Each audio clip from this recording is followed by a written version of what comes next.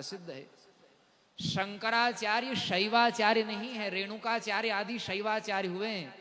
त्रिपुंड्र का मतलब वो शंकराचार्य शैव हैं ऐसा नहीं, शंकराचार्य का शास्त्रार्थ शैवों से भी हुआ, उनको भी परास्त किया और कहा कि मतैक्य करो, तात्विक अभेद को, तात्विक अद्वैत को स्वीकार करो। सभी आचार्यों ने अंदर ही अंदर स्वीकार किया है। तो ये जो त्रिपुंड्र है ये सनातन तिलक है, भगवान शिव का त्रिपुंड्र नहीं है। ये शिव जी का त्रिपुंड्र कैसे होता मालूम है? धनुषाकार, यहां से कान के पास से ऊपर उठता है, फिर नीचे आता, फिर ऐसे ऊपर उठता, फिर नीचे जाता। भगवान राम का जो धनुष होता है, धनुषाकार त्रिपुंड्र शिव जी धारण करते हैं, वो शैवों का तिलक। धनुषाकार त्रिपुंड्र और बीच में ऊर्ध्व रेखा, तो वो शैवों का तिलक है।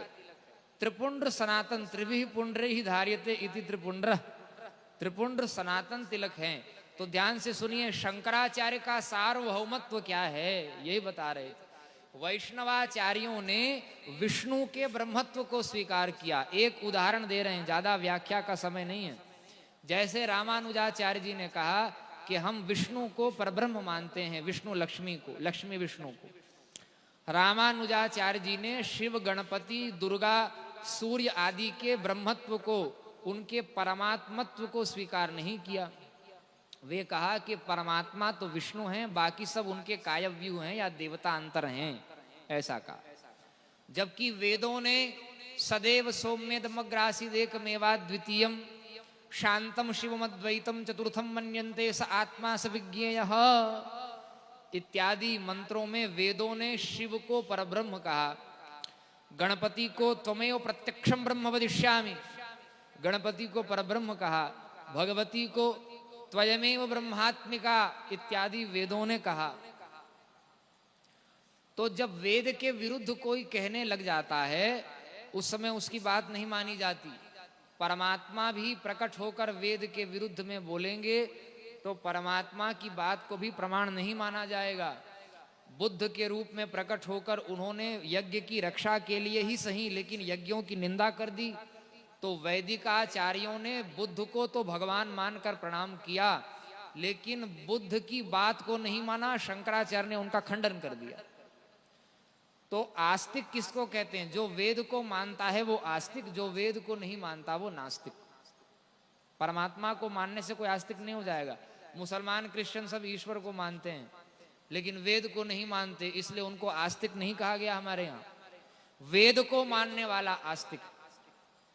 तो वेद ने जब पांचों को ब्रह्म कहा, आदित्यं गणनाथं च देवीं रुद्रं च केशवं पंचदैवतमित्युक्त सर्वकर्मसु पूजयेत्, जब वेद ने इन पांचों को ब्रह्म कहा, तो वैष्णवाचार्य, शैवाचार्य, वो अलग अलग आचार्यों ने कहा कि विष्णु ही ब्रह्म है, शिव ही ब्रह्म है, दुर्गा ही ब्रह्म है और गणपति ही ब्रह्म है, सूर्य ही ब्रह्म है। ये बात ठीक है, ये अनन्यता की सिद्धि के लिए। बहुत सूक्ष्म बात बता रहे हैं, ध्यान से सुनिए। टांगे में जो घोड़ा लगा होता है ना, घोड़ा टांगे की गाड़ी होती है, उसमें ऐसे पट्टा लगा देते हैं दोनों तरफ आंख के। क्यों लगा देते हैं? ताकि वो घोड़ा जो है वो सामने देखे, इधर उधर नहीं तो बार बार घोड़ा इधर मुड़ेगा, बार बार लगाम लगाना पड़ेगा, कसना पड़ेगा उसको, फिर मार्ग में लाना पड़ेगा, फिर मार्ग में लाना पड़ेगा। बारंबार दिग्भ्रम उत्पन्न न हो, विभ्रम उत्पन्न न हो, इसीलिए एक मार्ग दिखा दिया गया और कहा कि भाई इस मार्ग में आप चलिए। इसको कहते हैं अनन्यता की रक्षा के लिए। वेद व्यास जी ने वैष्णव, भागवत पुराण, विष्णु पुराण, नृसिंह पुराण आदि में विष्णु तत्व को परब्रह्म कहा, और देवी आदि पुराणों में देवी तत्व को, शिव आदि पुराणों में शिव को। परब्रह्म तो है ही, जब तात्विक अभेद है तो सब परब्रह्म है। लेकिन एक एक पुराण में एक एक के ब्रह्म को विशेष रूप से क्यों ख्यापित किया?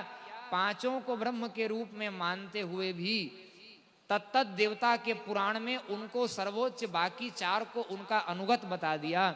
इसका एकमात्र कारण क्या है? भगवान स्वयं पांच रूप में प्रकट हो करके जब विष्णु बनते हैं तो विष्णु के रूप में वो आराध्य बन जाते हैं, और शिव, गणपति आदि के रूप में भी वे ही प्रकट हैं, लेकिन वे वे क्या बन जाते हैं? वो उपासक बन जाते हैं। स्वयं भगवान उपास्य और स्वयं ही भगवान उपासक बन करके अपने मत का पोषण करते हैं। तो अनन्यता की रक्षा के लिए अलग अलग पुराण हैं, अनन्यता की रक्षा के लिए अलग अलग संप्रदाय हैं, लेकिन शंकराचार्य कौन है? शंकराचार्य सार्वभौमाचार्य हैं। वो पांचों को परब्रह्म के रूप में जानने, मानने और ख्यापित करने वाले, इसलिए शंकराचार्य सार्वभौम आचार्य हैं। सभी